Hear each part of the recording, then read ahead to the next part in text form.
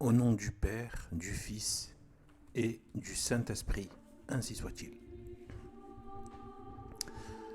La chute de Saint Pierre et sa pénitence.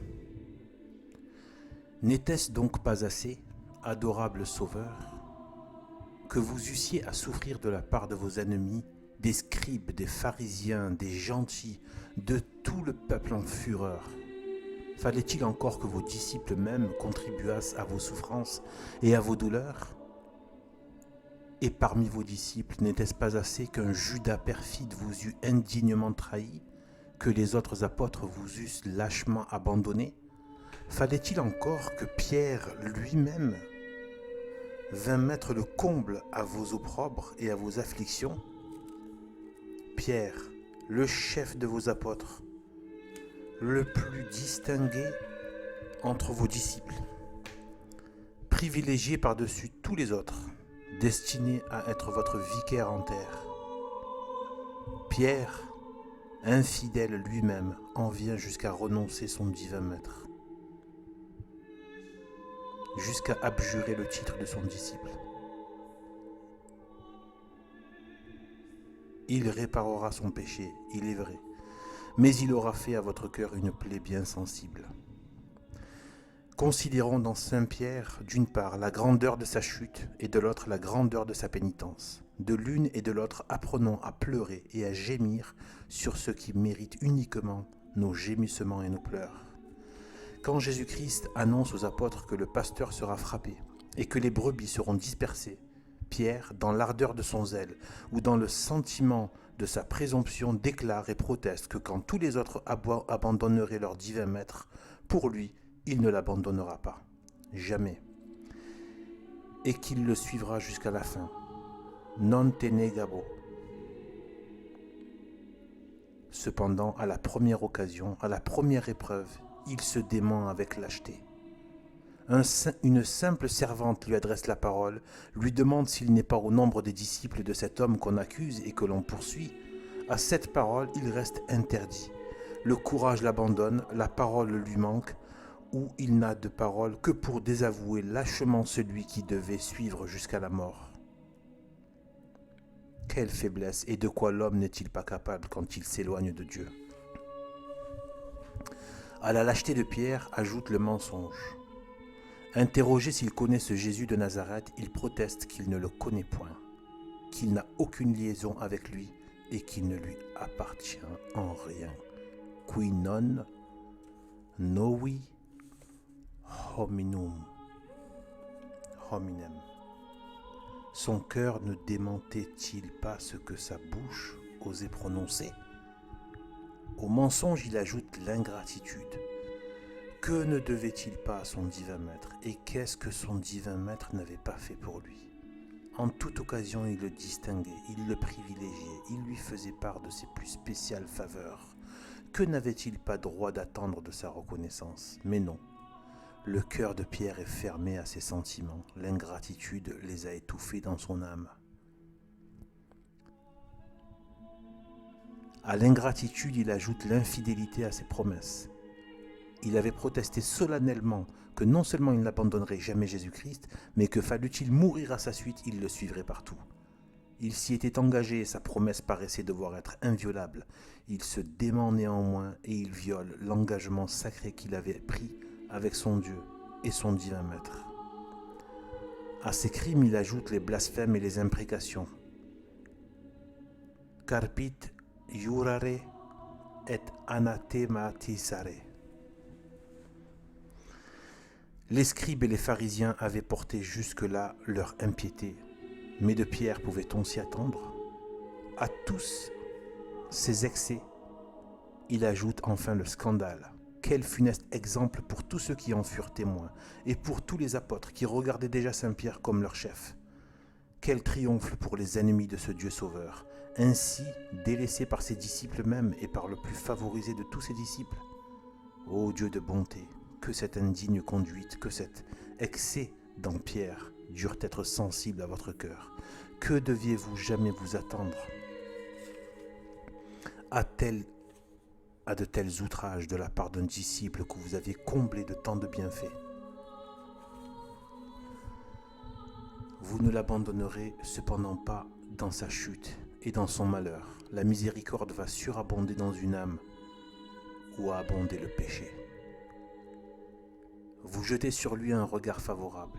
Un seul regard éclaire son esprit, touche son cœur, opère sa conversion et assure son véritable bonheur. Oh, que ce regard fut puissant, qu'il fut efficace, qu'il fut salutaire. Qu'est-ce qu'un regard tout divin n'opère pas dans une âme? Dieu sauveur, Dieu de bonté, vous jetez sur lui un regard de miséricorde.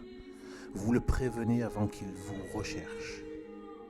Hélas, si vous ne l'aviez éclairé, il serait resté plongé dans les funestes ténèbres jusqu'à la mort, et ces ténèbres auraient été suivies des ténèbres éternelles. Vous jetez sur lui un regard de compassion, vous êtes affligé de son triste état. Son malheur vous touche, vous ne pouvez consentir à sa perte. Il vous a été cher et il ne saurait vous devenir indifférent. Vous jetez sur lui un regard de tendresse, vous l'aimez encore, quelque indigne qu'il soit de vous. Votre cœur s'intéresse encore pour lui, quoique le sien s'éloigne du vôtre. Le maître offensé cherche le disciple infidèle, lorsque le disciple infidèle renonce le maître. Vous jetez sur lui un regard charitable, qui part d'un cœur généreux. Vous lui épargnez la honte de l'aveu de son crime. Vous lui offrez le remède avant qu'il déclare sa maladie. Au milieu de vos peines et de vos douleurs, vous semblez oublier vos plaies pour guérir les siennes. Enfin, vous jetez sur lui un regard de prédilection qui lui montre toute la bonté de votre cœur, qui lui ouvre le trésor de vos grâces, qui révèle son courage abattu, qui ranime sa confiance ébranlée, qui vous le rend enfin et le ramène à vous après un égarement si triste et si déplorable. Ô mon Dieu, que vous êtes grand en tout, mais que vous êtes ineffable en miséricorde. À la vue du prodige d'une telle bonté, quel pécheur ne sera pas touché et engagé à revenir à vous? Quel malade craindra d'exposer ses plaies aux yeux d'un médecin si charitable? Quelle brebis égarée ne viendra pas se rendre à un si tendre pasteur pour rentrer dans la bergerie? Quel enfant si prodigue ne viendra pas se jeter entre les bras d'un si bon père pour rentrer dans son cœur? Saint Pierre l'éprouva, cette bonté ineffable, et il ne put résister à ses impressions salutaires, que sa chute avait été déplorable, mais que la pénitence qu'il en fit fut sincère. Gravez-en dans mon cœur les sacrés caractères, ô mon Dieu, et faites qu'ils soient retracés dans ma pénitence. Je considère les alarmes de Saint Pierre. Elles me touchent, elles me pénètrent, je voudrais en verser avec lui, gémir comme lui. Ah, que je serais heureux si, l'ayant imité dans sa chute et son infidélité, je l'imitais encore dans ses larmes et sa pénitence. Ce sont les larmes, des larmes promptes. Egresus. Au premier regard de Jésus-Christ, Saint Pierre rentre en lui-même. Il sort et se retire pour se livrer à sa juste douleur. Le premier moment qui éclaire son esprit touche son cœur. Et il ne met pas un instant d'intervalle entre la vue de son crime et son repentir.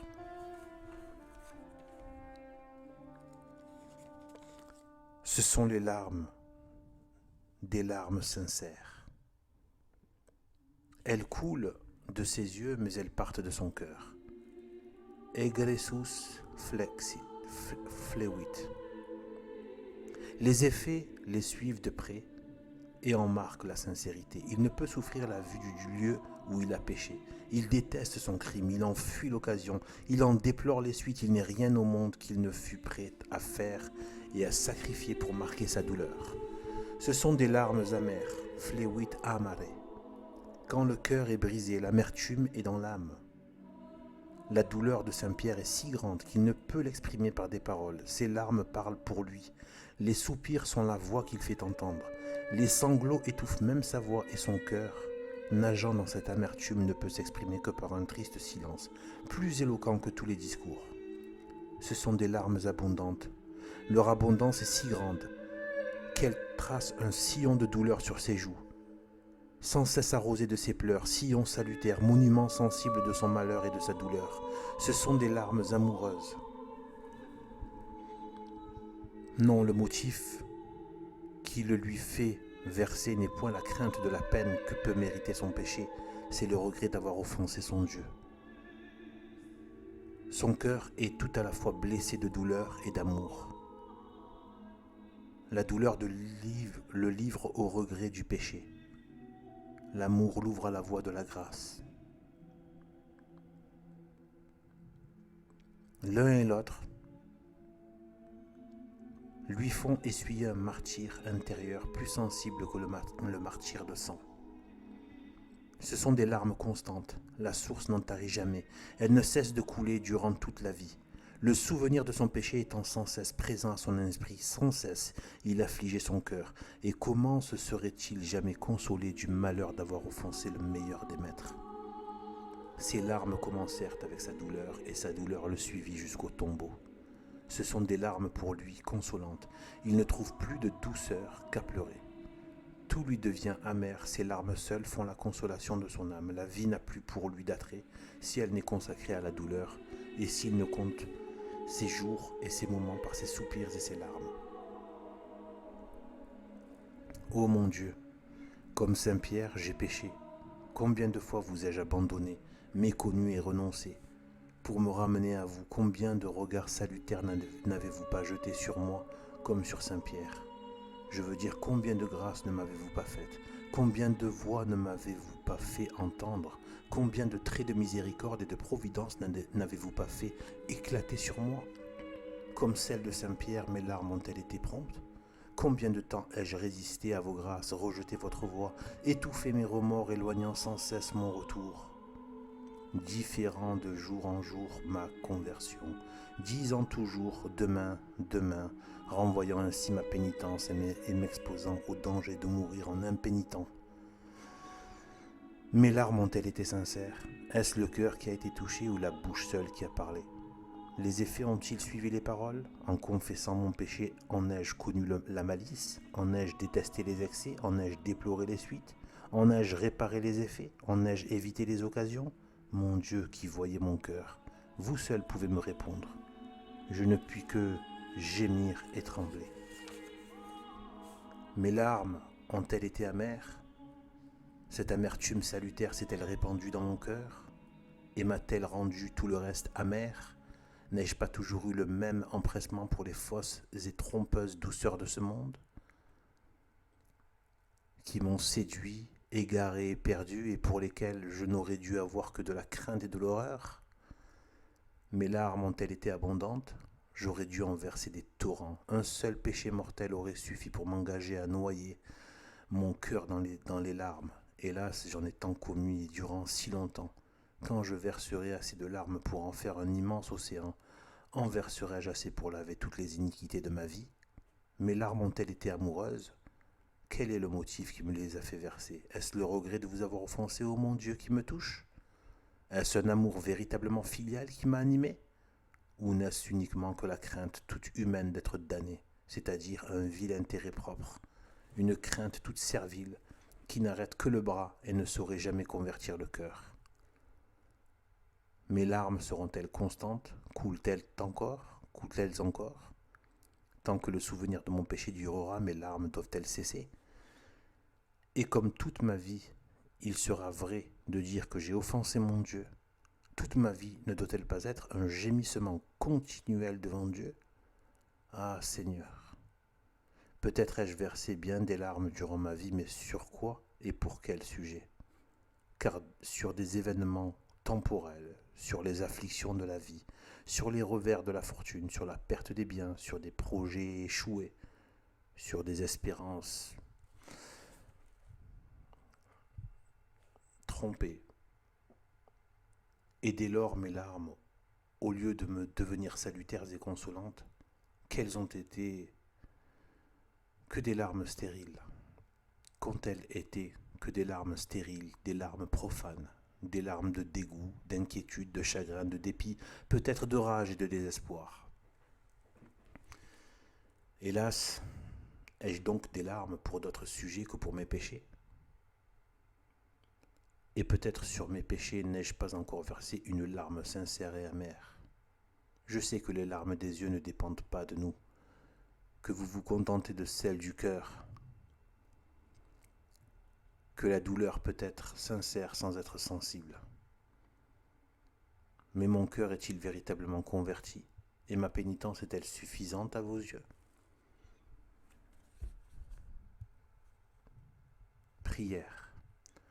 Ô larmes de Saint-Pierre, ô douleur profonde, ô conversion sincère, ô modèle parfait de pénitence, que vous condamnez bien justement nos douleurs superficielles, nos conversions imparfaites, nos pénitences défectueuses, nos soupirs, nos larmes de quelques moments.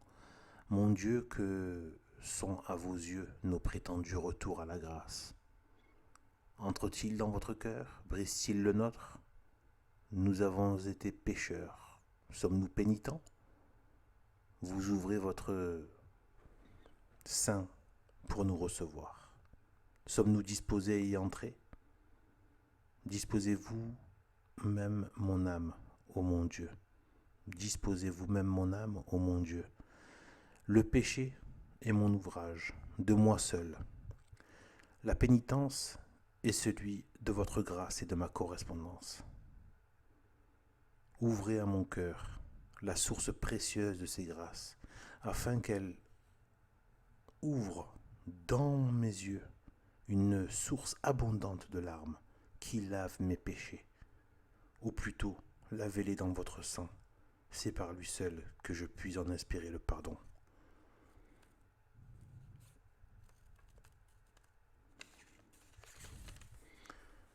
Au nom du Père et du Fils et du Saint-Esprit, ainsi soit-il.